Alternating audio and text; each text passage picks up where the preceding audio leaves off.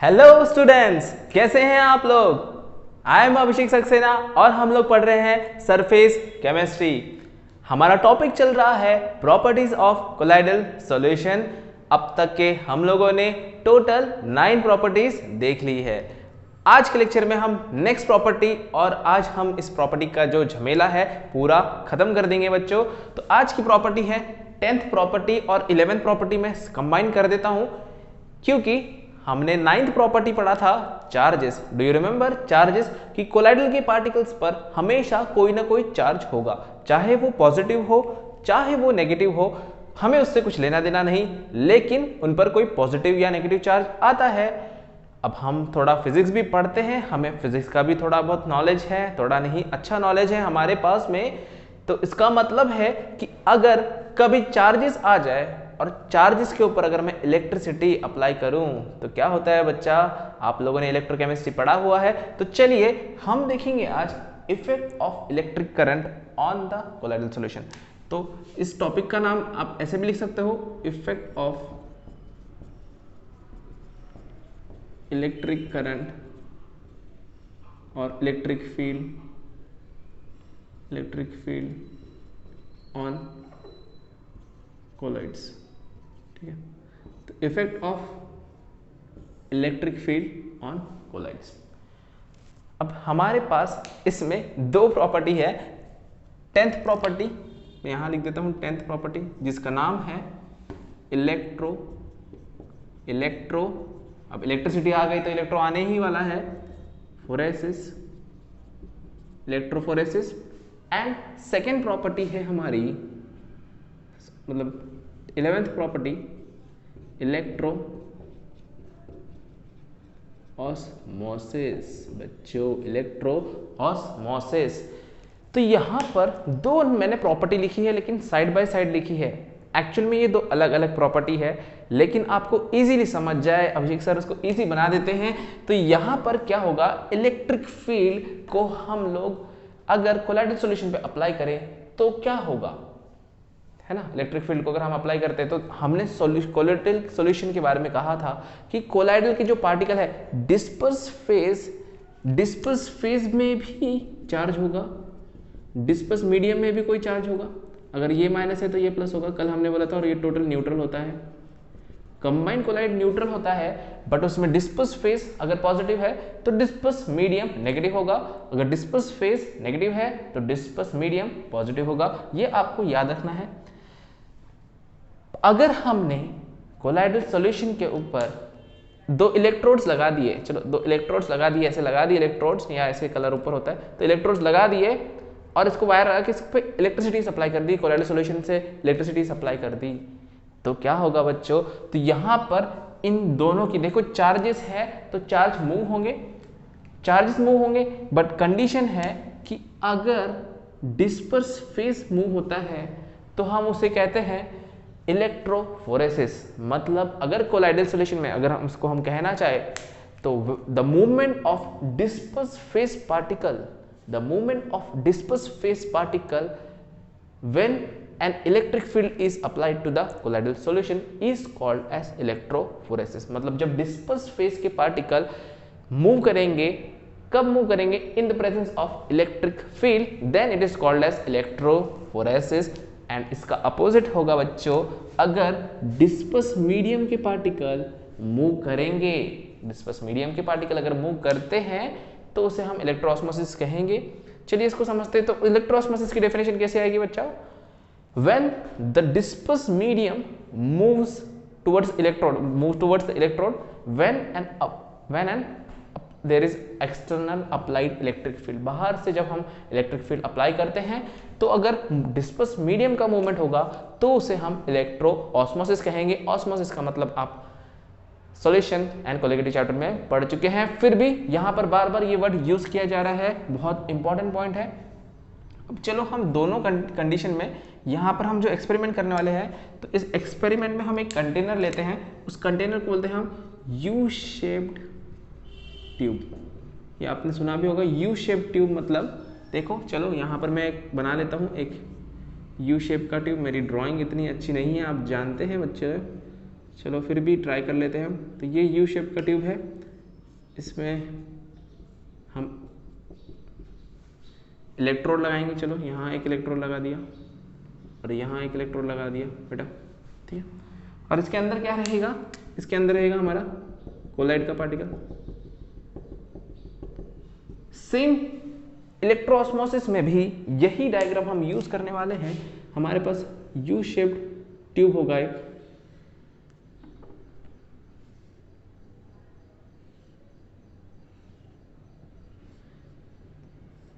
U shape tube, और इस tube पर हम इलेक्ट्रोड लगाने वाले हैं, क्योंकि हमने पहले ही कह दिया है कि हम कोलाइडल सॉल्यूशन में एक्सटर्नल इलेक्ट्रिक फील्ड अप्लाई करने वाले हैं बच्चों। तो इलेक्ट्रोड तो लगाना पड़ेगा। अब इलेक्ट्रोड हमें पता है दो टाइप के होते हैं, एक लगा दिए पॉजिटिव, पॉजिटिव को हम कहते हैं एनोड। याद रखना है, इलेक्ट्रोकेमिस्ट्री हो चुका है आपका। Negative terminal is called as cathode, ठीक है। यहाँ पर भी इसी तरीके से पॉजिटिव होगा एनोड और नेगेटिव होगा कैथोड। अब देखो ये जो बाहर का लेना देना है इलेक्ट्रिक फील्ड का, इससे हमें कुछ मतलब नहीं है, क्योंकि हम फिजिक्स नहीं पढ़ रहे, हम लोग पढ़ रहे हैं केमिस्ट्री। तो केमिस्ट्री में इसका हमें लेना देना नहीं है। अब देखो यहाँ जैसे मैंने अंदर कोलाइड बना है, तो यहाँ पर भी इसी तरीके से कोलाइड के पार्टिकल या कोलाइडल सॉल्यूशन हम ले लेंगे। अब देखो कोलाइडल सॉल्यूशन है तो यहाँ डिस्पर्स फेज भी होगा, डिस्पर्स मीडियम भी होगा बच्चों। तो मैंने आपको पहले ही कहा कि जिस प्रोसेस में या जिस सिस्टम में अगर हम इलेक्ट्रिक फील्ड अप्लाई करते, कोलाइडल सॉल्यूशन के ऊपर इलेक्ट्रिक फील्ड अप्लाई करते और डिस्पर्स फेज के पार्टिकल मूव होंगे। सपोज हमारे पास डिस्पर्स फेज यहाँ पर पॉजिटिव है, चलो ले लेते हैं, ये पॉजिटिव है, पॉजिटिव पॉजिटिव है बच्चे। Disperse field, yes I will write here disperse phase particle. देखो बच्चा ये पॉजिटिव है, डिस्पर्स फेज के पार्टिकल अगर पॉजिटिव है तो किसके पास जाएंगे, एनोड के पास जाएंगे या कैथोड के पास जाएंगे।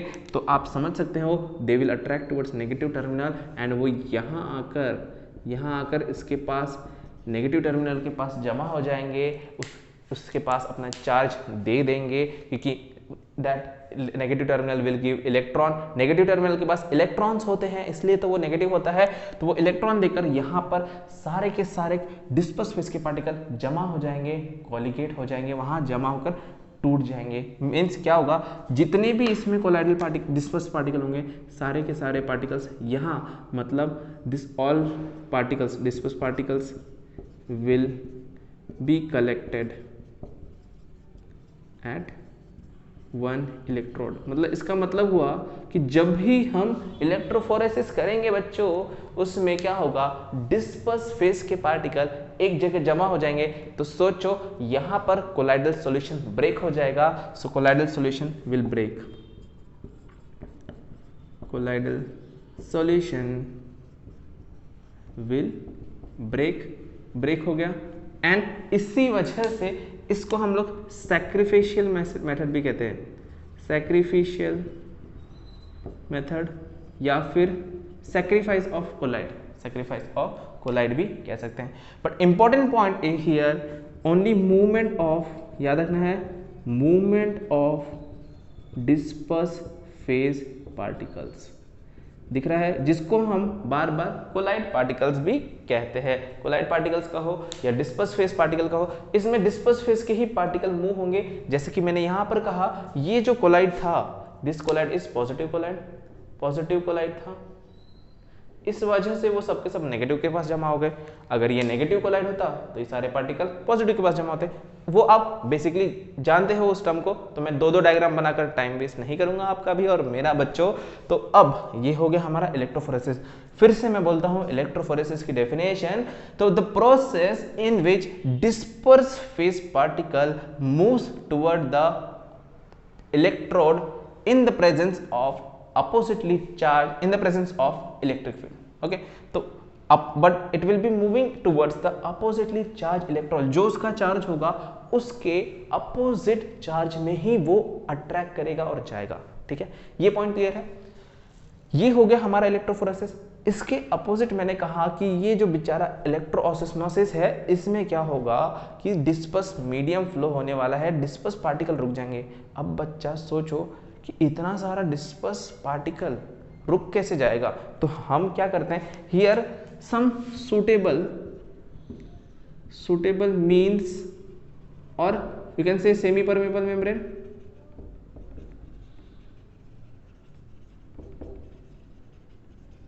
मतलब यहां पर हम लोग कुछ सुटेबल मीन्स यूज करते हैं या फिर सेमी परमेबल मेम्ब्रेन यूज करते हैं या कुछ और यूज करते हैं, उसके बारे में हमें कुछ डिस्कशन नहीं करना है। सपोज मैंने यहां पर semi permeable membrane, semi permeable SPM लगा दिया तो क्या होगा, सेमी परमेबल मेम्ब्रेन लगाने की वजह से सेमी परमेबल मेम्ब्रेन से कोलाइडल पार्टिकल पास नहीं हो सकते, सिर्फ इलेक्ट्रोलाइट पास हो सकता है। सपोज ये जो कोलाइडल है ये भी पॉजिटिव ही ले लेता हूं, चलो बच्चों ये पॉजिटिव है, पॉजिटिव है, पॉजिटिव है, पॉजिटिव है, पूरा पॉजिटिव। तो क्या होगा, अब इसके जो पार्टिकल्स रहेंगे वो ट्राई करेंगे यहां से इधर आने की, लेकिन ये पार्टिकल्स यहां आने की कोशिश करेंगे लेकिन यहां पर जमा हो जाएंगे। सी यहां पर जमा हो जाएंगे पूरे।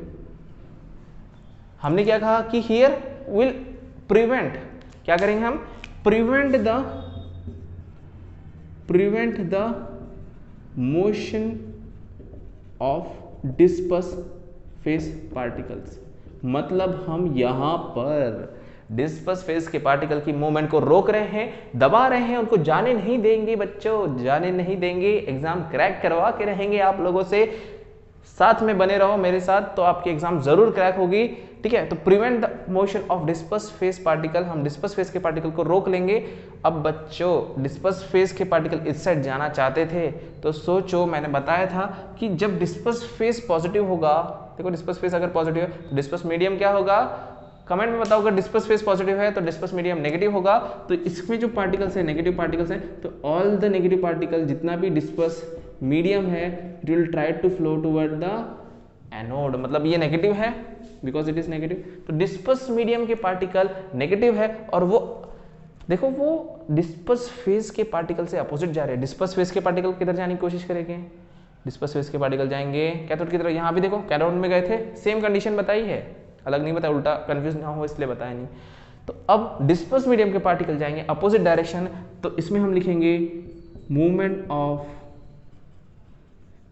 Of disperse medium in opposite direction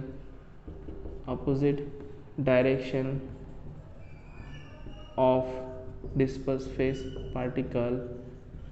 मतलब movement of disperse medium in opposite direction of disperse phase particle. इसका मतलब कि डिस्पर्स फेज के पार्टिकल जाना चाहते थे कैथोड की तरफ, लेकिन हमारा डिस्पर्स मीडियम जाएगा एनोड की तरफ, मतलब अपोजिट डायरेक्शन में जा रहा है। और इलेक्ट्रोऑस्मोसिस का मतलब यही हुआ, when the motion of disperse particle is prevented then the movement of disperse medium in opposite direction of disperse phase particle when electric field is applied to the colloidal solution is called as electroosmosis। ये बहुत ही simple तरीके से मैंने बता दिया, आप इसको समझ चुके हैं। एक पॉइंट बस हम यहाँ पर ऐड करेंगे कि जो इलेक्ट्रोफोरेसिस है तो इसको हम कभी कभी दो नाम से लिखते हैं, कैटाफोरेसिस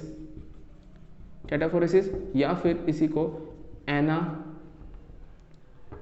एनाफोरेसिस बोलते हैं। तो ये अब दो टर्म याद रखेंगे। कैटाफोरेसिस का मतलब होगा बच्चों जब डिस्पर्स फेज कैथोड की तरफ जाएगा, कैथोड की तरफ, और जब डिस्पर्स फेज एनोड की तरफ जाएगा तब हम उसको एनाफोरेसिस कहेंगे। तो क्वेश्चन में आएगा एमसीक्यू में, तो ध्यान रखेंगे इस पॉइंट को। इलेक्ट्रोफोरेसिस को कैटाफोरेसिस या एनाफोरेसिस कहा जाता है। When the disperse phase particle move towards cathode it is called as cataphoresis. जब वो एनोड की तरफ जाएगा तो उसको हम एनाफोरेसिस कहेंगे। तो ये दोनों पॉइंट, मतलब ये हुई हमारी प्रॉपर्टी नंबर 10, ये हुई हमारी प्रॉपर्टी नंबर 11, जो दोनों चार्ज के ऊपर डिपेंडेंट था। पूरा चार्ज का खेल चल रहा है। तो अब जो हमारी नेक्स्ट प्रॉपर्टी है वो एक बहुत बड़ा टॉपिक है, इसलिए पहले इसको नोट कर लेंगे और उसके बाद फिर हम नेक्स्ट टॉपिक पर जाते हैं। तो पहले इसको नोट कर लो अच्छे से। चलिए बच्चों, तो हमारी अभी 11 प्रॉपर्टीज हो गई है। अब लास्ट प्रॉपर्टी में आ जाते हैं जो कि बहुत ही ज्यादा इंपॉर्टेंट है, बहुत ज्यादा इंपॉर्टेंट, जिसका नाम है कोएगुलेशन प्रॉपर्टी। ये प्रॉपर्टी भी है और ये एक पूरा टॉपिक भी है, तो आपको इसको बहुत ही सीरियसली पढ़ना है। बहुत ज़्यादा इंपॉर्टेंट मैं बोल रहा हूँ, बहुत ज़्यादा, मतलब सच्ची में बहुत इंपॉर्टेंट पॉइंट है। तो कौन सी प्रॉपर्टी है हमारी, 12th प्रॉपर्टी कोएगुलेशन, इसको आप कोएगुलेशन बोलो। इसके बहुत सारे नाम हैं, कोएगुलेशन कहते हैं, कभी कभी प्रेसिपिटेशन कहते हैं, कभी कभी इसी को फ्लॉक्यूलेशन भी कहते हैं, या फिर इसी टर्म को एग्रीगेशन भी कहते हैं।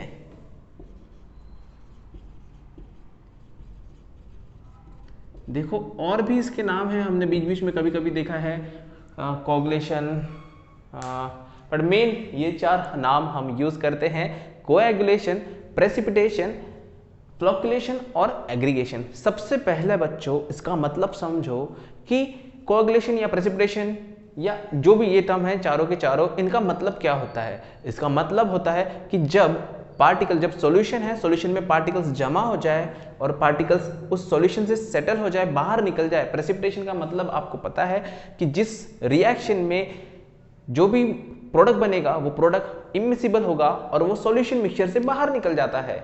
तो वैसे ही यहाँ पर कोलाइडल सॉल्यूशन में हम बात करने वाले हैं कि जो कोलाइडल के पार्टिकल है, जो डिस्पर्स फेज के पार्टिकल है, वो कोलाइडल सॉल्यूशन से कैसे बाहर निकल जाते हैं या क्यों निकल जाते हैं। अब निकलने के पहले हमें पता होना चाहिए कि वो पहले सेटल क्यों नहीं होते। हमने इस पॉइंट पर मैंने चार्ज में भी बात किया था सॉरी और ओके, तो इस पॉइंट पर मैंने चार्ज पर भी बात किया था और मैंने ब्राउनियन मूवमेंट पर भी बात किया था बच्चों। तो चार्ज में मैंने कहा था कि पार्टिकल के साथ क्या होता है, तो वापस हम यहाँ पर बात करते हैं कि स्टेबिलिटी ऑफ कोलॉइड्स की, स्टेबिलिटी ऑफ कोलॉइड्स मतलब वाई दे डोंट सेटल, वो सेटल क्यों नहीं होते, नीचे क्यों नहीं गिरते। तो सबसे पहला मैं स्टार्टिंग से बात करता हूँ चार्जेस से। बच्चा फिर से चार्जेस आ गया। देखो चार्ज कितना इंपॉर्टेंट है कि कोलाइड्स जितने भी रहेंगे। ओके, अब ये पॉइंट स्टार्ट करने से पहले हम जिस टॉपिक के बारे में बात कर रहे हैं, अभी जो हम स्टार्ट कर रहे हैं, इसमें हम बात कर रहे हैं, देखो हम बात कर रहे हैं लायोफोबिक की। देखो पहला लायोफोबिक की, तो अभी जितना भी पॉइंट चलेगा, जितने भी पॉइंट चलेगा बच्चा, ये लायोफोबिक का चल रहा है, क्योंकि जो लायोफिलिक है उसके बारे में बाद में बताता हूँ। पहले लायोफोबिक की बात करते हैं। क्यों लायोफोबिक की बात कर रहे हैं, देखो आप जानते हो लायोफोबिक में वो दुश्मन है, 2 दुश्मन को एक रूम में बंद कर सकते हो आप, दोनों मार नहीं देंगे एक दूसरे को। तो हमने लायोफोबिक कोलाइड्स में जो एक दूसरे को हेट करता था उनका मिक्सचर बनाया था। तो वो जितना, जैसे ही उनको थोड़ा सा चांस मिलेगा कि वो सेपरेट हो जाए, तो वो तुरंत सेपरेट हो जाएंगे बच्चों। इसी वजह से लायोफोबिक के पार्टिकल इजीली सेपरेट हो जाते हैं। इसी वजह से हम कोगुलेशन प्रॉपर्टी इसमें पढ़ रहे हैं कि हम बचाएंगे कैसे। पहले तो हम पढ़ लेते कि किस तरीके से होता है, हमने तो देख लिया था कि it is dangerous, lyophobic particle बनाना थोड़ा डिफिकल्ट है, इसके लिए तो स्पेशल टेक्निक यूज की। लेकिन बन जाने के बाद अगर कुछ एक्स्ट्रा हो जाता है तो वो सेपरेट हो जाएंगे इजीली, इसलिए एक एक टर्म पढ़ते हैं। तो अब पहला कंडीशन कि लायोफोबिक सॉल्यूशन की स्टेबिलिटी क्या होती है, या क्यों लायोफोबिक पार्टिकल सेटल नहीं होते। तो जितने भी कोलाइड्स पार्टिकल है, जितने भी लायोफोबिक कोलाइड्स है, दे हैव चार्ज। इनमें क्या रहता है बेटा, चार्ज रहता है। वो भी कौन सा चार्ज रहता है, लाइक चार्ज रहता है, लाइक चार्ज। और लाइक चार्ज क्या करता है बेटा, like charge repel each other.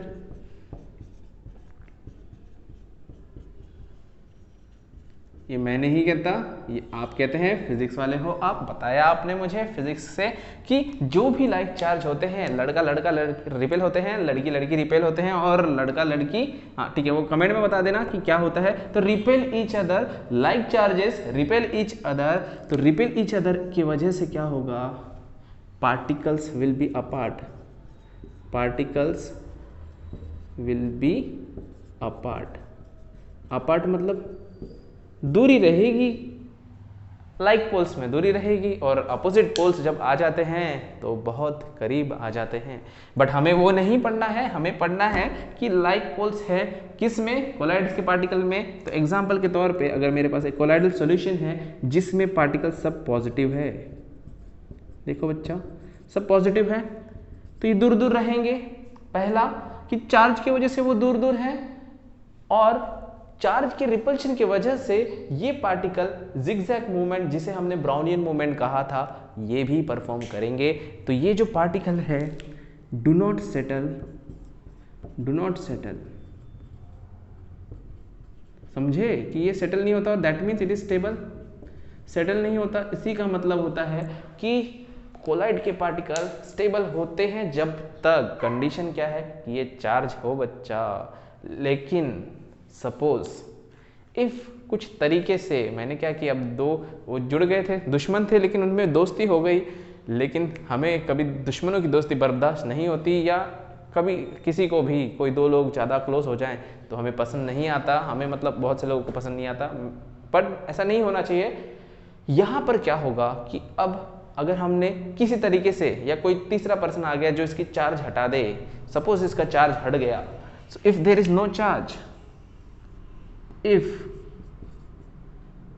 Charge is removed, अगर चार्ज रिमूव हो गया बच्चों तो क्या होगा, तो पार्टिकल पास में आ जाएंगे, अभी दूर दूर थे क्योंकि चार्ज था, तो पार्टिकल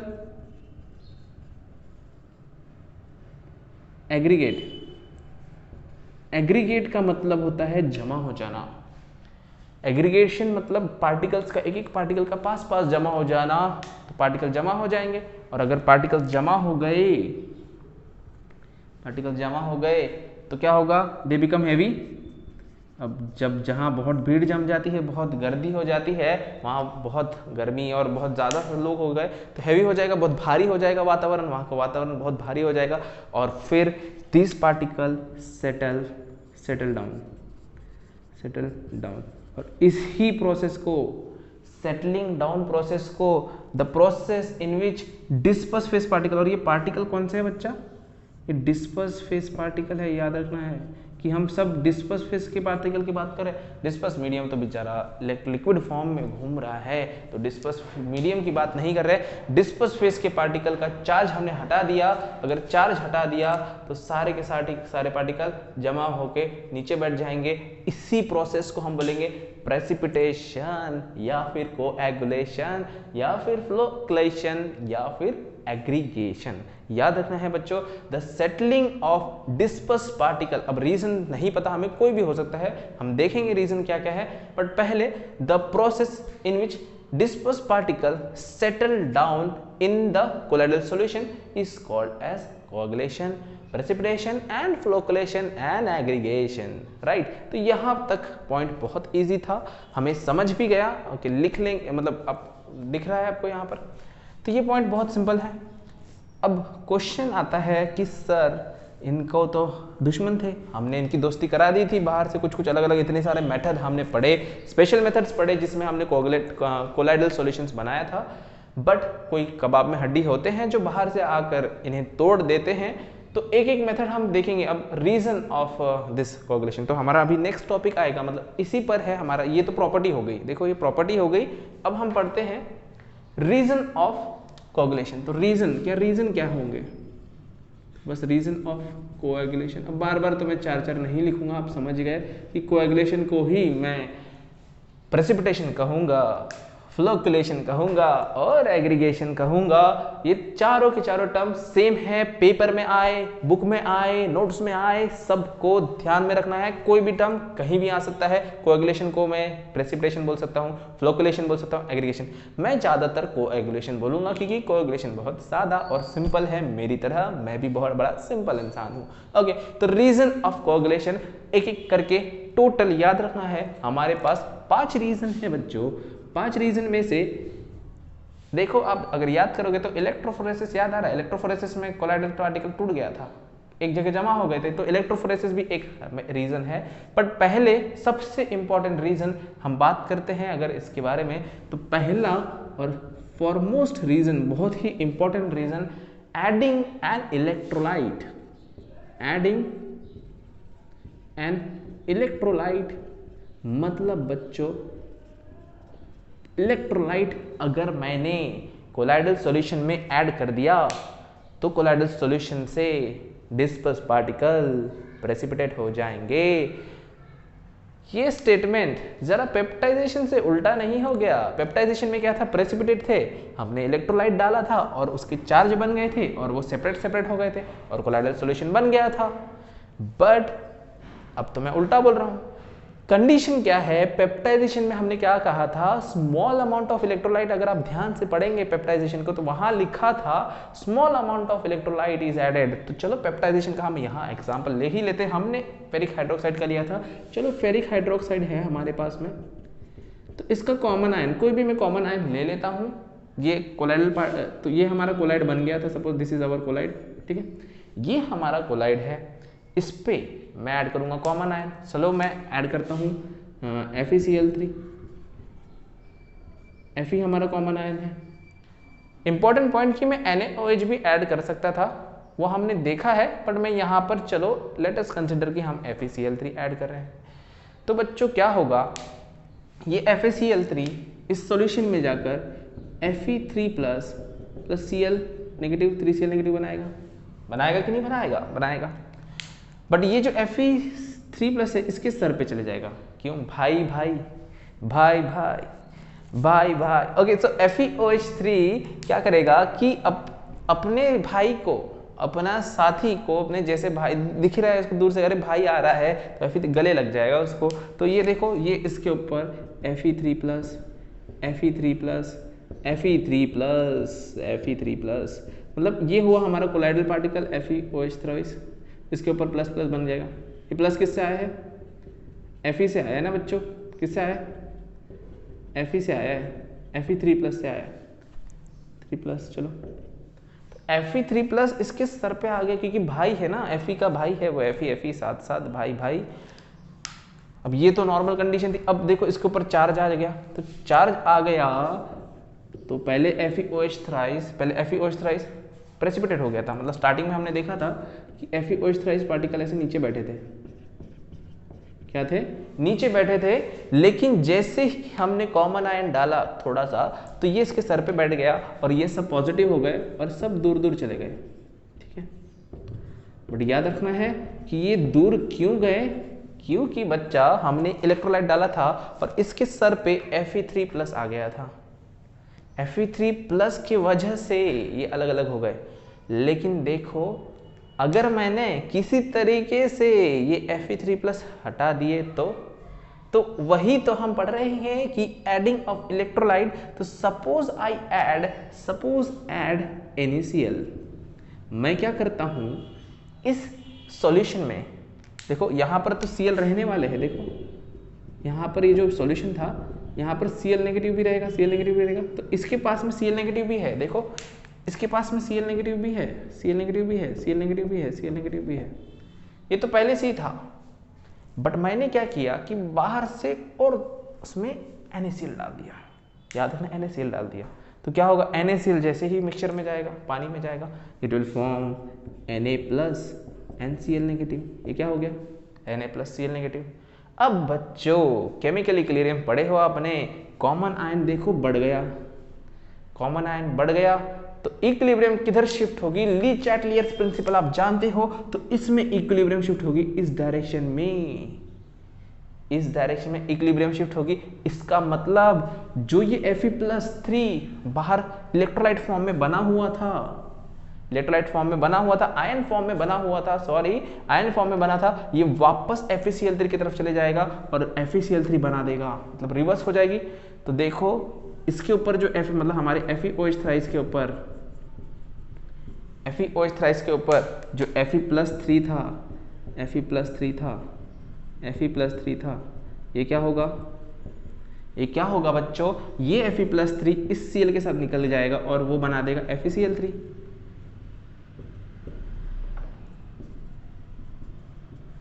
तो इसके ऊपर से एक एक प्लस हटते जाएगा, एक एक प्लस हटते जाएगा, एक एक प्लस हटते जाएगा, एक एक प्लस हटते जाएगा, और जब ये पूरा बेचारा अकेला FeOH3 बन जाएगा, इसके ऊपर कोई चार्ज नहीं है, और अगर जब चार्ज नहीं होंगे तो वापस वो अपनी कंडीशन प्रेसिपिटेशन की बना लेगा। तो बच्चों यहाँ पर हो जाएगा FeOH3 कोलाइडल सॉल्यूशन का, कोलाइडल पार्टिकल्स का प्रेसिपिटेशन, कोएगुलेशन, एग्रीगेशन या फिर फ्लोकुलेशन। यहाँ तक पॉइंट बहुत ही सिंपल है। एडिंग ऑन इलेक्ट्रोलाइट मतलब हमने क्या किया था, कोलाइडल पार्टिकल थे, पहले चार्ज में थे, ठीक है, चार्जेस हम बना लिए थे और फिर हमने एक इलेक्ट्रोलाइट ऐड कर दिया। वो इलेक्ट्रोलाइट की वजह से क्या होगा, जो भी चार्ज पार्टिकल थे वो वापस इलेक्ट्रोलाइट फॉर्म में आ गए, रिवर्स हो गई इक्विलिब्रियम, और इसके सर पर जो चार्ज था Fe3+ था वो सॉल्ट बन गया, तो इसके ऊपर का चार्ज, लेयर का चार्ज वो हट गया और बन गए विदाउट चार्ज। और विदाउट चार्ज जैसे ही चार्ज रिमूव करेंगे, remove the charge particle settle down, उसी को तो कोएगुलेशन कहते हैं बच्चों। बहुत ही सिंपल है, ठीक है। तो यहां तक हुआ एडिंग ऑफ इलेक्ट्रोलाइट। ओके, तो एडिंग ऑफ इलेक्ट्रोलाइट में हमारे पास दो टर्म, बहुत ही इंपॉर्टेंट टर्म आएंगे, तो इसको आप पहले नोट कर दो, ये समझ जाओ अच्छे से, इसको बच्चा को समझ जाओ, ये टर्म याद रखो सब चीजें। अब इसको लिख लो, मैं फिर नेक्स्ट टर्म समझाता हूं। ओके, ठीक है बच्चों, तो यहां तक आपको समझ गया है कि कैसे अगर हम इलेक्ट्रोलाइट ऐड करते हैं तो फिर कोलाइडल के पार्टिकल कोगुलेट हो जाएंगे। यहां पर कुछ और टर्म्स आते हैं, दो डेफिनेशन या दो टर्म्स है। तो पहला टर्म है हमारे पास में, पहला term Hardy Schulze rule. Hardy Schulze rule, ये नाम थोड़ा डेंजरस है, क्वेश्चन आता है इस पे, हार्डी शुल्जे रूल। अब शुल्जे बोलो, स्कूल्जे बोलो, पता नहीं, SCHULZE रूल। यहाँ पर इंपॉर्टेंट पॉइंट है कि हार्डी शुल्जे रूल ने हमें बताया कि कौन सा इलेक्ट्रोलाइट का पावर ज़्यादा है, कम है। पावर मतलब कोएगुलेटिंग पावर। कोएगुलेटिंग पावर मतलब अगर हम इलेक्ट्रोलाइट यूज़ कर रहे हैं, या सपोज आप मेडिसिन खा रहे हो, तो आप एक मेडिसिन खा रहे हो तो आपकी तबीयत ठीक हो रही है, लेकिन आप 10-10 मेडिसिन खा रहे हो फिर भी आपकी तबीयत ठीक नहीं हो रही, तो कौन सी पावरफुल हो गई बेटा, एक। जो एक खाई थी उससे ही ठीक हो जाए तो वो पावरफुल मेडिसिन हो जाएगी। इसी वजह से हार्डी शुल्जे ने बताया कि ऐसे इलेक्ट्रोलाइट जो जल्दी कोएगुलेट करते हैं, जिनकी वजह से कोएगुलेशन होगा, तो इन इलेक्ट्रोलाइट को थोड़ा दूर ही रखना, नहीं तो आपका कोलाइडल सॉल्यूशन कोएगुलेट हो जाएगा। इसलिए हार्डी शुल्जे रूल हम यूज करते हैं। तो इसने क्या बताया, बहुत ही सिंपल बताया, higher the valency of ion, जितना ज्यादा valency, higher the coagulating power. मतलब बच्चों अगर उसके ऊपर चार्ज है, हायर द चार्ज बोलो, वैलेंसी बोलो, या चार्ज ऑन आयर बोलो, चार्ज ऑन आयन या फिर वैलेंसी। तो अगर आयन के ऊपर चार्ज ज्यादा है तो वो ज्यादा कोएगुलेट करेगा। अब आप सोचे होंगे सर कैसे, देखो सपोज मेरे पास एक है पॉजिटिव सोल और एक है नेगेटिव सोल। चलो दोनों का एग्जांपल लेते हैं। पॉजिटिव सोल है, इसका मतलब डिस्पर्स फेस के पार्टिकल के सरफेस पर कुछ पॉजिटिव आयंस बैठे होंगे। नेगेटिव सोल है मतलब डिस्पर्स फेस के सरफेस पर नेगेटिव आयंस बैठे हैं, इसलिए तो वो पॉजिटिव और नेगेटिव अपने खुद से नहीं होते। हमने देखा खुद से नहीं होंगे। चार्ज कैसे आता है, आयंस की वजह से आता है। वो आयंस अगर हमें रिमूव करना है, मतलब कोएगुलेशन करना है, अगर आयंस रिमूव हो गए तो वो एग्रीगेट हो जाते हैं। तो आयंस रिमूव करना है तो पॉजिटिव के लिए मैं नेगेटिव आयन ऐड करूंगा। सपोज मैंने इलेक्ट्रोलाइट यहाँ पर ऐड किया, सपोज मैं यहाँ पर ऐड कर रहा हूँ, मतलब मुझे नेगेटिव ऐड करना है, तो सपोज मैं यहाँ पर ऐड कर रहा हूँ NaCl, या फिर इसकी जगह पर NaCl की जगह पर मैं दूसरा भी ऐड कर सकता हूँ। अगर मैं यहाँ पर यूज़ कर रहा हूँ Na2SO4, या फिर मैं यूज़ करता हूँ Na3PO4। ठीक है, देखो ध्यान से, तो Na तो कुछ काम नहीं करने वाला, क्योंकि Na तो पॉजिटिव आयन रहेगा। काम कौन करने वाला है, Cl negative, SO4 2 negative, NPO4 3 negative. देखो मेरे पास काम करने वाले हैं Cl नेगेटिव, SO4 2 नेगेटिव, या फिर PO4 3 नेगेटिव, है कि नहीं। सोचो इसके ऊपर कुछ नेगेटिव आयंस है, ये नेगेटिव 1 2 3 4 5 6 7 अनलिमिटेड, कितने भी हो सकते हैं, हम अभी ध्यान वो नहीं इम्पोर्टेंट। तो देखो अगर Cl इस पर अटैक करता है, Cl इसमें से अटैक करके ले लेता है। अभी हमने देखा कि किस तरीके से Cl हम इलेक्ट्रोलाइट ऐड करते हैं और रिवर्स इक्विलिब्रियम फॉर्म होने की वजह से, रिवर्स शिफ्ट होने की वजह से ये आयन गायब होते जाता है। तो अगर ये इसको कैप्चर करेगा तो एक करेगा, फिर 10 है, अगर यहाँ पर 8 है तो मुझे 8 Cl डालने पड़ेंगे, मतलब इलेक्ट्रोलाइट ज़्यादा लेनी पड़ेगी, मतलब मुझे दवाई ज़्यादा खानी पड़ेगी। लेकिन देखो SO2 2 है तो मुझे 4 ही SO4 लगेंगे, तो 4 मोल्स ही लगाने पड़ेंगे। बट PO4 लिए तो इसमें तो और 2 ही मोल्स लगेंगे, 2 या 3 मोल्स लगेंगे। तो सबसे पावरफुल कौन सा हो गया बेटा? सबसे पावरफुल हो गया जिसकी चार्ज ज़्यादा है, वो ज़्यादा कोएगुलेट कर सकता है, क्योंकि वो ज़्यादा आयंस को डिस्ट्रॉय कर सकता है, वहाँ से ज़्यादा आयंस गायब कर देगा। तो सबसे पावरफुल है PO4 3 नेगेटिव। देखो ज़्यादा आयन, ज़्यादा चार्ज, ज़्यादा पावर। कोलिगेटिव पावर का मतलब जो आयन, कोगुलेटिव पावर का मतलब कोगुलेशन करने वाली पावर, कोगुलेशन कर सकने वाली। तो PO4 के पास सबसे ज़्यादा पावर है, PO4 3 नेगेटिव, 3 नेगेटिव के पास ज़्यादा, फिर 2 नेगेटिव, 1 नेगेटिव। तो इस पर बहुत क्वेश्चन है, देखते बराबर आप आंसर दे सकते हो, इसमें कोई भी डिफिकल्टी नहीं है, बहुत ही सिंपल क्वेश्चन इसमें पूछे जाते हैं। अगर नेगेटिव सोल है तो नेगेटिव सोल के ऊपर कौन सा आयन बैठा होगा? इसके ऊपर बैठे होंगे पॉजिटिव। 1 2 3 4 5 6 7 8 9 10, चलो 10 आयन्स हैं।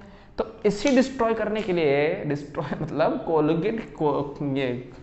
कोगुलेट करने के लिए या फ्लोकुलेट करने के लिए या प्रेसिपिटेट करने के लिए मुझे एक लगेगा नेगेटिव आयन। तो चलो अब मैं यहाँ पर जैसे ये लिया था मैंने, तो अब ये पॉजिटिव आयन इसके सर पे बैठे, सॉरी उल्टा कर दिया मैंने, ये तो मैंने उल्टा कर दिया पूरा, कि ये पॉजिटिव आयन था, यहाँ पर पॉजिटिव थे ये सब,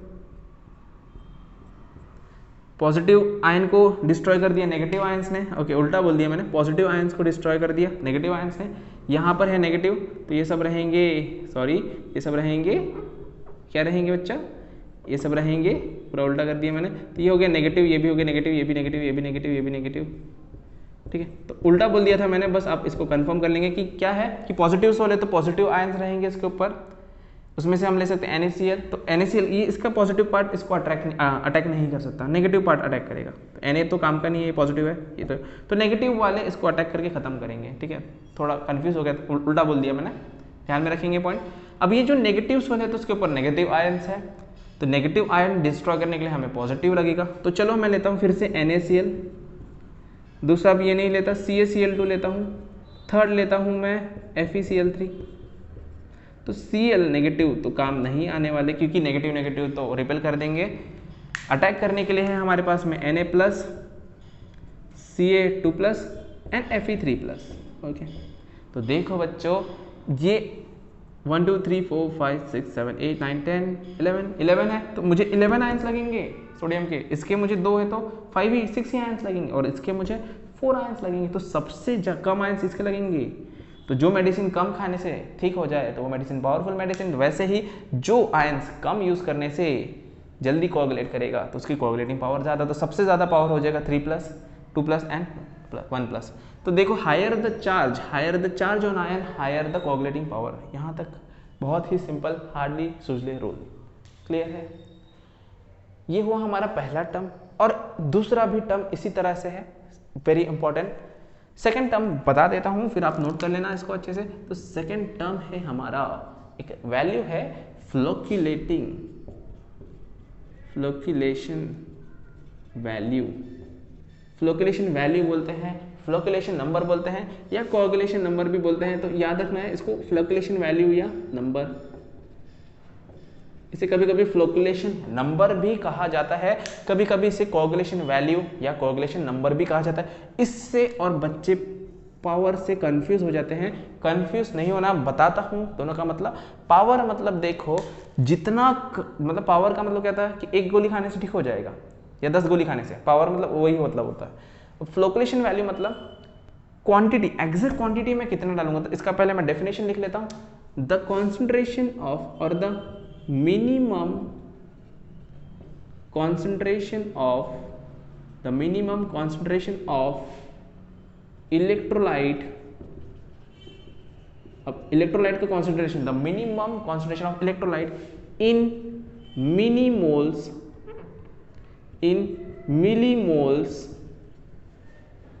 या देखो the minimum concentration of electrolyte in millimoles added to 1 liter of colloidal solution which will precipitate it in 2 hours। देखो कि अगर हमने मतलब द मिनिमम कॉन्सेंट्रेशन, जो मिनिमम इलेक्ट्रोलाइट का मिनिमम कॉन्सेंट्रेशन हम कोलाइडल सॉल्यूशन में डालें और वो 2 घंटे में कोलाइडल सॉल्यूशन को प्रेसिपिटेट कर दे, तो उसको हम कहेंगे फ्लोक्लेशन वैल्यू। तो देखो अगर मैं यहाँ पर बात करूँ तो Fe3 मुझे कम क्वांटिटी में डालना पड़ा, तो Fe3 की वैल्यू कितनी आएगी? कम आएगी। Fe3 की वैल्यू कम आएगी लेकिन उसका कोगुलेशन पावर ज़्यादा है। तो देखो अब इसको मैं थोड़ा अलग वर्ड में लिखता हूँ, तो x millimoles of electrolyte in 1 litre of sol, and इसका होना चाहिए कोगुलेशन, क्या होना चाहिए? Coagulation in 2 hours, coagulation in 2 hours, मतलब 2 घंटे में कोगुलेशन होगा। तो जो क्वांटिटी होगी वो होगी हमारी फ्लोक्लेशन वैल्यू। अगर 2 घंटे में कोगुलेशन नहीं होता तो उसे हम फ्लोक्लेशन वैल्यू नहीं कहेंगे, उससे ज़्यादा क्वांटिटी लेना पड़ेगा। इतना तो कॉमन सेंस है आपको कि अगर सपोज मैं 10 मिलीमोल ले रहा हूँ, कोलाइडल सॉल्यूशन में डाल दिए, और अगर प्रेसिपिटेट नहीं बन रहा तो मुझे 10 से ज़्यादा लेना पड़ेगा, 11, 12, 13 वो कुछ भी हो, लेकिन 10 से ज़्यादा लेना पड़ेगा। इतना आपको ध्यान में, क्वेश्चन ऐसे ट्विस्टेड आ सकते हैं।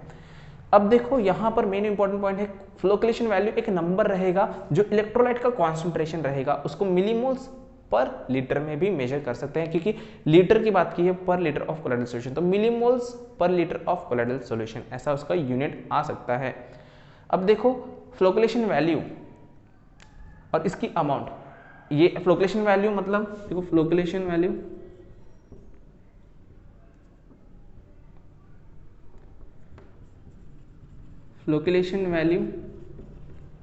And amount of electrolyte same ही हो गया। फ्लोक्लेशन वैल्यू मतलब अमाउंट ऑफ इलेक्ट्रोलाइट मतलब ही कॉन्सेंट्रेशन, क्योंकि वो मिलीमोल्स में है। तो अगर अमाउंट ऑफ इलेक्ट्रोलाइट कम लगते हैं, जैसे Fe3 कम लगता है एज कम्पेयर टू Na, तो इसका फ्लोक्लेशन वैल्यू कम आएगा। देखो ये रूल और ये रूल मिक्स हो गए कि जितना ज़्यादा चार्ज आएगा, जितना ज़्यादा चार्ज होगा उतना ज़्यादा फ्लोक्लेशन वैल्यू कम होगा। तो इसको मैं flocculation value inversely proportional to charge ऐसा भी लिख सकता हूँ, ठीक है। एंड एक और बात कि मतलब चार्ज अगर ज़्यादा होगा तो फ्लोक्लेशन वैल्यू कम होगा। और सबसे इंपॉर्टेंट पॉइंट है कि कोगुलेटिंग पावर, देखो अगर मुझे फ्लोक्लेशन वैल्यू कम है, मतलब बहुत कम अमाउंट में मेरा कोगुलेशन हो गया, बहुत कम अमाउंट में कोगुलेशन हो गया, तो इसका मतलब कम अमाउंट में कोगुलेटिंग पावर ज़्यादा है। एक मेडिसिन में दवाई खा ठीक हो गया, 10 मेडिसिन में भी नहीं हुआ, तो एक से ठीक हो रहा हो 10 से नहीं, तो 10 मतलब 10 पावरफुल नहीं है, एक पावरफुल है। तो इसलिए अगर इनका रिलेशन आए कि फ्लोक्लेशन वैल्यू और कोगुलेशन पावर का अगर रिलेशन ले तो इट इज इनवर्सली प्रोपोर्शनल।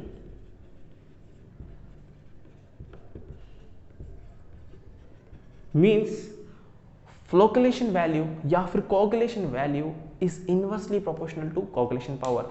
यहाँ पर इसकी जगह कोगुलेशन वैल्यू या कोगुलेशन नंबर भी लिख सकते हैं। तो coagulation number inversely proportional to coagulation power, इसमें बहुत कंफ्यूजिंग क्वेश्चन पूछे जाते हैं। तो आपको याद रखना है कि वैल्यू कम हो जाएगी तो पावर बढ़ जाएगा, अगर वैल्यू ज़्यादा लगती 10 गोली खाना पड़ता है तो उसका पावर कम हो जाता है, इसलिए वो इनवर्सली प्रोपोर्शनल हो जाएगा। तो यहाँ पर हार्डी-श्वार्ज़ेनेगर रूल और फ्लोक्लेशन नंबर या कोगुलेशन नंबर बहुत ही सिंपल तरीके से समझ गया होगा। आपको नहीं समझा तो आप कमेंट में बताएंगे, एक बार नोट्स रीड करो, बिल्कुल अच्छे से समझ जाएगा।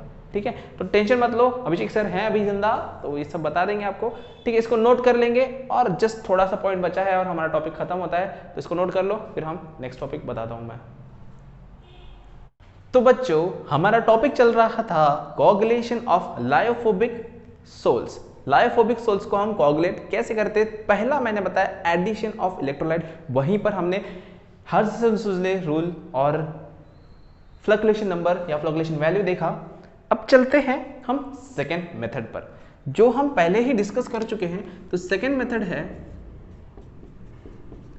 इलेक्ट्रोफोरेसिस।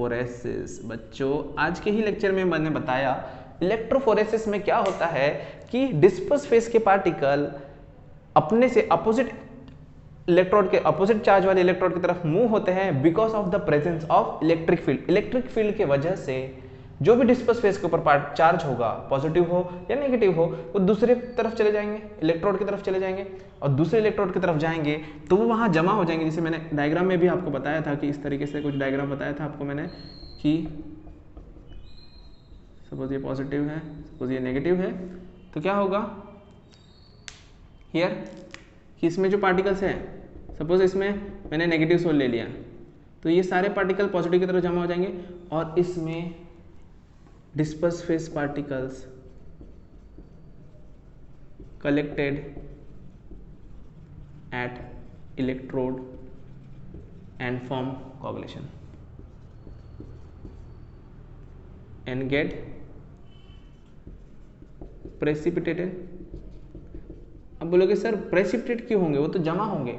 बेटा देखो, अगर नेगेटिव है यहाँ के नेगेटिव पॉजिटिव के पास गए तो अपना जो नेगेटिव चार्ज रहेगा, जो नेगेटिव आयन है, नेगेटिव इलेक्ट्रॉन है, वो पॉजिटिव टर्मिनल को देंगे। इलेक्ट्रोकेमिस्ट्री में आपने पढ़ा है, एंड उनका चार्ज डिस्ट्रॉय हो जाएगा अपोजिट इलेक्ट्रोड पे।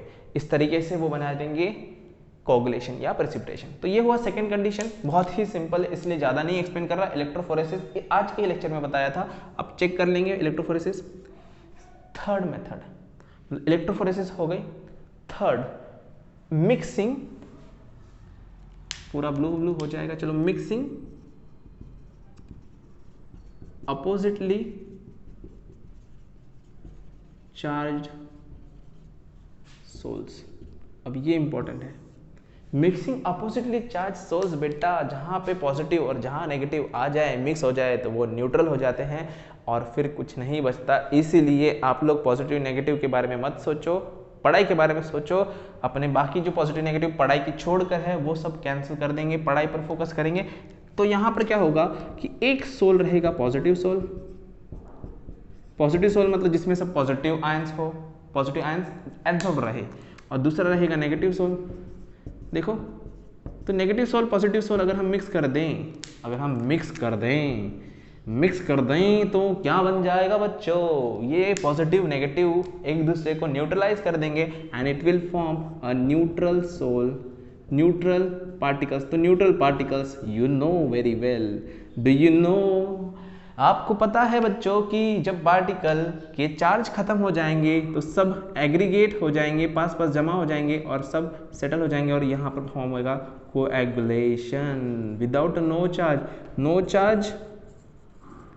नो चार्ज कोएगुलेशन होता है। कंप्लीट यहाँ तक के तो मिक्सिंग अपोजिटली चार्ज सोल भी समझ गए होंगे आप लोग, बहुत ही सिंपल है।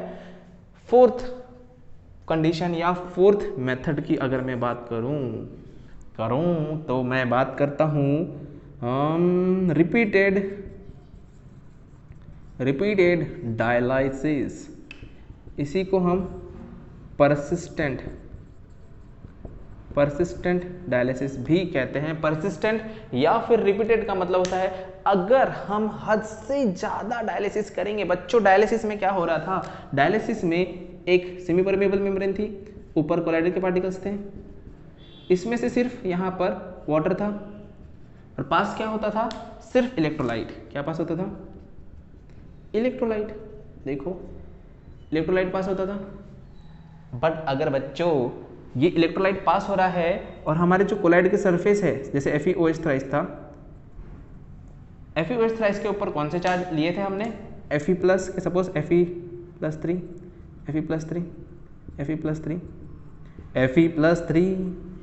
तो क्या हुआ कि हमने डायलिसिस तो कर दिया, तो इम्प्यूरिटीज थी जो बच्चों इसमें, हम डायलिसिस क्यों करते हैं, इम्प्यूरिटीज रिमूव करने के लिए। इम्प्यूरिटीज तो हमने रिमूव कर दी, लेकिन मैंने मशीन नहीं बंद की, मैंने और उसको चलने दिया।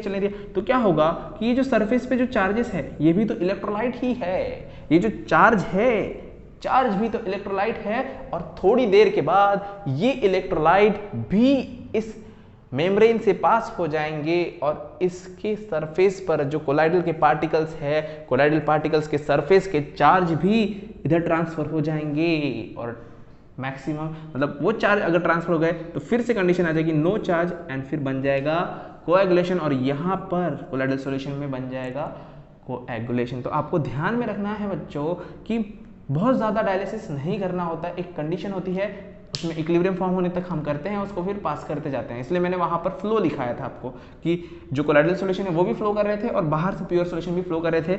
अगर आपको याद नहीं आ रहा डायलिसिस वाला पार्ट, तो प्यूरिफिकेशन ऑफ कोलाइडल सॉल्यूशन में मैंने पढ़ाया है, तो उसको आप ज़रूर देख लो, पीछे पुराने वीडियोज़ में चेक कर लो, ठीक है, नहीं देखा है तो यहाँ पर ये पॉइंट समझ गया। तो हमारे 4 मेथड हो गए। ये जो मेथड्स बता रहा हूँ मैं, ये सभी मेथड लायोफोबिक के लिए हैं, लायोफिलिक के लिए बाद में बताऊंगा। तो ये 4 मेथड हो गए क्लियर। एंड अब हमारे पास 5वां और आखिरी मेथड है जो कि है बॉइलिंग। 5वां मेथड है बॉइलिंग। बॉइलिंग से क्या होगा बच्चों? सोचो जरा, सोचो, दिमाग लगाओ कि बॉइलिंग अगर हम करते हैं किसी भी सब्सटेंस को, तो हम क्या करते हैं? टेम्परेचर बढ़ाते हैं। अगर मैं टेम्परेचर बढ़ा दूं, अगर मैं कोलाइडल सॉल्यूशन का टेम्परेचर बढ़ा दूं, मेरे पास कोलाइडल सॉल्यूशन है, सपोज ये सभी पार्टिकल पॉजिटिवली चार्ज है, सभी पॉजिटिवली चार्ज है, तो दूर दूर घूम रहे थे एंड कोलाइडल सॉल्यूशन फॉर्म करके रखा था, सस्पेंशन नहीं था बच्चों। टेम्परेचर मैंने बढ़ा दिया, नीचे से मैंने लगा दी आग, टेम्परेचर बढ़ गया। टेम्परेचर बढ़ जाता है तो क्या बढ़ता है बच्चों? काइनेटिक एनर्जी बढ़ जाता है। काइनेटिक एनर्जी अगर बढ़ गया तो काइनेटिक एनर्जी के बढ़ने की वजह से बढ़ जाती है मूवमेंट्स, बहुत मूवमेंट आने लगती है। जब हमारे पास ज़्यादा एनर्जी हो जाती है तो बढ़ जाती है मूवमेंट्स, और जब मूवमेंट्स बढ़ जाए, अगर मूवमेंट्स बढ़ जाए तो क्या होगा? ये पार्टिकल्स बहुत फास्टली घूमने लगेंगे। अब बोलोगे बच्चा कि सर आपने तो पहले ही बताया ब्राउनियन मूवमेंट होता है, लेकिन ब्राउनियन मूवमेंट में स्पीड उतनी लिमिटेड होती है। मैंने नॉर्मल कंडीशन की बात नहीं कर रहा, मैं अगर इसको हीट कर दूं, आग लगा दूं, मैं आपके पैंट में अगर आग लगा दूं तो क्या करोगे? भागोगे ना। तो इनकी भी पैंट में हमने आग लगा दी तो क्या होगा? पार्टिकल्स घूम रहे, नाच रहे इतने फास्ट स्पीड में, तो फास्ट मूवमेंट की वजह से क्या होगा? लार्ज कॉलिजन्स की वजह से क्या होगा? देखो बच्चों, ये जो पार्टिकल के ऊपर चार्ज होता है, अभी बताया कि FeOH थ्राइस है सपोज, तो FeOH थ्राइस के ऊपर आयन Fe+3 का आयन एडजॉर्ब था। क्या था? एडजॉर्ब था। हमने देखा था एडजॉर्प्शन, खत्म, भूल गए पहले लेक्चर में? कितने सारे लेक्चर हो गए सर, एडजॉर्प्शन तो भूल भी गए हम लोग। तो एडजॉर्ब हुआ था, तो इतने सारे कोलिशन होंगे, तो कोलिशन की वजह से क्या होगा? डिसॉर्प्शन ऑफ चार्जेस, मतलब चार्जेस डिसॉर्ब हो जाएंगे, उसके सरफेस पे जो आयंस थे वो डिसॉर्ब हो जाएंगे, और डिसॉर्ब हो गए तो बचेगा नो चार्ज। और फिर यही कंडीशन, अगर चार्ज नहीं बचेगा बच्चों तो क्या बन जाता है? कोएगुलेशन। यहाँ के पार्टिकल हो जाएंगे कोएगुलेट। तो यहाँ पर हमारा खत्म होता है सारे के सारे 5 पॉइंट किसके? कोएगुलेशन ऑफ लायोफोबिक सोल्स के। ठीक है, तो यहां तक आपका पॉइंट कंप्लीट होता है। लेकिन अब देखो, अब लायोफोबिक बता ही रहा हूं तो मैं थोड़ा सा आपको लायोफिलिक के बारे में भी बता देता हूं। तो कोएगुलेशन ऑफ लायोफिलिक सोल। तो लायोफोबिक तो हम समझ ही गए, पहले से दुश्मन थे, बस हमने थोड़ी सी मदद की उनको दूर जाने में और वो दूर चले गए। लेकिन अब लायोफिलिक बेचारे प्यार के प्रेमी, बहुत बड़े प्रेमी हैं, दोनों साथ में बैठे हैं, हमेशा साथ में ही बैठते हैं, जहां जाना होता है साथ में ही जाते हैं। तो लायोफिलिक वाले बेचारे साथ में रहते हैं। तो अब हमें क्या करना पड़ेगा? इनका जो प्यार है तोड़ने के लिए हमें वहां पर बड़ा वाला कबाब में हड्डी डालना पड़ता है। तो 2 मेथड है, ज्यादा डिटेल नहीं बताऊंगा because it is not in NCERT. तो बस एक मेथड है, पहला मेथड एडिंग इलेक्ट्रोलाइट। यहां पर भी एडिंग इलेक्ट्रोलाइट। तो एडिंग इलेक्ट्रोलाइट का मतलब होगा कि अगर मैं ऐसा इलेक्ट्रोलाइट ऐड करूं, जैसे मिक्सचर है मेरे पास, मिक्सचर था तो ये कोलाइडल सॉल्यूशन है, तो इसमें मैंने 3rd एक्स्ट्रा इलेक्ट्रोलाइट ऐड कर दिया। तो इलेक्ट्रोलाइट में ऐड करने के बाद मैं यहां पर सुपर सैचुरेशन की कंडीशन अगर बना देता हूं, सुपर सैचुरेशन बना दूंगा, तो जो इसके पार्टिकल्स होंगे जो पहले से इसमें मिक्स थे, मतलब जो पहले से कोलाइडल सॉल्यूशन बनाने के जो लायोफिलिक पार्टिकल्स थे, वो पार्टिकल्स बाहर निकल जाएंगे। और बाहर निकल गए बच्चों, एक बार बाहर निकल गए, प्यार टूट गया तो फिर से जुड़ता नहीं है, याद रखना है। तो जो बॉन्ड टूट गए वो दोबारा जुड़ते नहीं हैं। तो इलेक्ट्रोलाइट हमने ऐड किया और जो लायोफिलिक मिक्सचर बना हुआ था उसकी जो पार्टिकल है, जब ये कबाब में हड्डी आ गया, इसने अब ये ज़्यादा डिसॉल्व होता होगा तो इसलिए ये अपने जो पहले के पार्टिकल थे, कोलाइडल के जो पार्टिकल थे, उनको दूर भगा देगा और हमारा प्रेसिपिटेशन हो जाएगा। किसमें? लायोफिलिक सॉल्यूशन में। इसमें तो ऐसा कुछ था ही नहीं। और इसी में दूसरा जो पॉइंट है, adding suitable solvent. Adding suitable solvent. तो ये एडिंग सुटेबल सॉल्वेंट मैंने आपको एक मेथड में बताया था, जो हमारी फिजिकल मेथड थी, physical method of preparation of lyophobic solutions. उसमें क्या था कि हम लोग क्या करते हैं कि पहले से जो मिक्सचर होता है, ये तो लायोफिलिक है, तो ये बराबर कोलाइडल सॉल्यूशन है, तो इसमें हम एक्स्ट्रा दूसरा सॉल्वेंट ऐड कर देते हैं। दूसरा सॉल्वेंट ऐसा होता है कि ये सॉल्वेंट पहले वाले सॉल्वेंट को ही डिसॉल्व करेगा, सॉल्यूट को डिसॉल्व नहीं करेगा, मतलब लायोफिलिक पार्टिकल को डिसॉल्व नहीं करेगा। हमने एग्जांपल भी देखा था, वहां पर water plus alcohol plus sulphur में हमने वाटर ऐड कर दिया था, तो अल्कोहल और वाटर सेपरेट हो गया था और सल्फर अलग हो गया था। तो वैसे ही कि पहले यहाँ पर अच्छा कोलाइडल सॉल्यूशन बना रहेगा और हम इसमें एक्स्ट्रा तीसरा सॉल्वेंट, मतलब दूसरा सॉल्वेंट डाल देंगे। बट वो सॉल्वेंट की कंडीशन क्या होगी कि वो सिर्फ जो मीडियम होगा, डिस्पर्स मीडियम को डिसॉल्व करेगा। ये डिसॉल्व डिस्पर्स मीडियम को, ये डिस्पर्स मीडियम को अपने अंदर डिसॉल्व कर लेगा। तो जो इसके अंदर डिस्पर्स फेज के पार्टिकल होंगे, डिस्पर्स फेज बाहर आ जाएगा, disperse phase will coagulate. Okay, disperse phase हो जाएगा कोएगुलेट। तो यहाँ पर adding electrolyte and adding suitable solvent, ये फास्ट लिया क्योंकि बहुत टाइम बढ़ते जा रहा है। इस पॉइंट पर हमारा पूरे प्रॉपर्टीज ऑफ कोलाइडल सॉल्यूशन खत्म होता है। जस्ट एक इंपॉर्टेंट पॉइंट प्रोटेक्टिव लेयर वाला बचा है और एप्लीकेशन इन जनरल लाइफ बचा है। तो 2 पॉइंट में हम, मतलब नेक्स्ट लेक्चर में हम कोलाइडल सॉल्यूशन खत्म करेंगे। उसके बाद फिर हमारा कैटलिस्ट का 2-3 लेक्चर आएंगे, मतलब और 4-5 लेक्चर है बच्चों, तो टेंशन नहीं लेना है, हम इसको खत्म कर देंगे जल्दी से। बट पहले इसको लिख लेंगे, नोट्स बना लेंगे, और बहुत सारे 2-3 बिगनर बॉक्स हो गए। एक्सरसाइज के भी कुछ क्वेश्चन आप सॉल्व कर सकते हो। अगर डाउट हो तो कमेंट में मुझे बता दो, और नंबर तो है ही आपके पास, मुझे कॉल भी कर सकते हो या मैसेज भी कर सकते हो। तो इसको नोट डाउन कर लो। बट नोट डाउन करते करते चलो हम इस वीडियो को यहीं पर खत्म करते हैं। बट वीडियो खत्म करने से पहले आप मेरे वीडियो को लाइक कर दो, क्योंकि आपको सब समझ में आ रहा है, मैं जानता हूं, बस व्यू करके छोड़ रहे हो। लाइक कर दो और अपने दोस्तों के साथ, बाकी भी फ्रेंड्स के साथ शेयर कर दो, और मेरा चैनल है उसे सब्सक्राइब करेंगे बच्चों। मिलते हैं हम लोग नेक्स्ट वीडियो में।